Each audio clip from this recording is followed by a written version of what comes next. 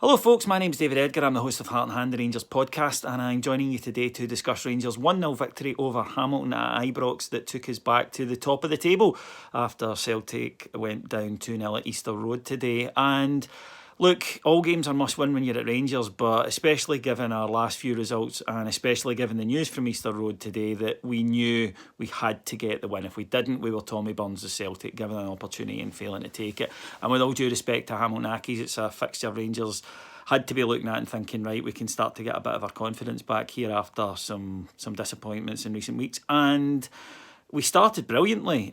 We scored after 3 minutes and it had been coming even at that stage. Kyle Lafferty charged down one from the keeper to win a corner. From that, James Tavernier's put over a superb ball and somehow Kyle Lafferty's missed from inches out. He somehow hit the post with a header. And then Rangers did get a goal when loose ball fell to Daniel Candeias in the box and he's lashed it home 1-0, and we expected the deluge and it didn't come. And Rangers dominated, and in fact I think maybe the players relaxed slightly because it was so easy for Rangers in the first half. It was just constantly played in the Hamilton half. Rangers ended up getting 23 corners today, which tells you something. Utterly dominant, but just couldn't get the second. And as happens at Ibrox, when we don't get that second, the crowd get a wee bit restless and the players began to we have what we hold. Second half was a little bit of a rerun of a movie we've seen lately, which was get ball wide, cross, repeat. And apart from a wonder save from a Hamilton goalkeeper, a really top draw save from a Kyle Lafferty header, we haven't created any real clear-cut chances, again, despite utterly dominating on the ball.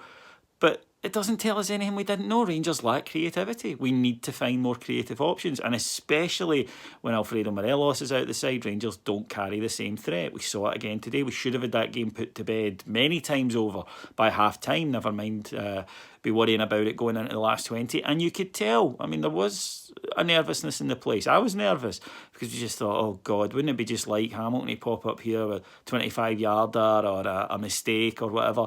But to be fair to Rangers, Alan McGregor hasn't had a save to make and we've got out of there with the 3 points. The rest of this month, it's just about results. We are struggling. Players look tired. Had a lot of games this season. I think that was our 34th or 35th already. And we do lack creativity. These next matches, Hibs twice, Celtic, St Johnstone, is just about getting the results. Don't worry about how you get there. Don't worry about the performance. It's like being in a nightclub at 10 to 2. It's all about the result. It doesn't really matter the aesthetics of it. And we do need to invest in January. We'll need creative players coming in. Today, though, there were a few players I thought played really, really well. In the first half, I thought particularly Barisic and Grezda showed you what they can do down the left, and they offer an alternative to having to always go to Tav and Candeias on the right. Ross McCrory in midfield I thought was excellent. He rats about superbly, wins the ball, and he gives it quickly, and he gives it forward, and that keeps Rangers on the attack. I really think we've got to try and find a way for him in that role. But my player that stood out all day was the goal scorer, Daniel Candeias. He had a great match, and then in the second half actually went into midfield, and even in there he was great, winning the ball constantly, keeping Rangers going forward. For the manager, I think he's trying a lot of things today. He took off McCrory, which I thought was an odd decision, and put on Glenn Middleton. I don't think it worked to move Grezda out to the right, and it just Rangers didn't really do much from there on in. I think when you've got all the wide players on and you're trying to fit them in, then the tendency to just cross the ball into the box aimlessly does seem to rise, and that's what happened with us today. But like I say, unexpected result with Celtic. We had to win, and we did. And it's interesting because we haven't been playing particularly well recently, and we've been up and down this season. We've been inconsistent, but we're still in it. We're still there. And that's what this is about for the next few weeks. Just get through in a decent position where we can rest up, get new players in, get everybody recharged, and go again in the second half of the season.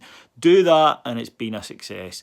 But yeah, well, it was a wee bit kind of a backside knitting buttons in the last 10 minutes today. A win, a clean sheet. We'll never speak of this match again, but we've done it. And after a tough week with going out on Thursday night in Europe, we are at least sitting top of the league, and an enjoyable weekend it has been. Thank you very much for listening to me. I will be back on Wednesday night after the trip to Easter Road from Rangers, which is not going to be easy. They proved that today, so we'll need to be on our mettle. But until then, you have a great week. Speak soon. Bye.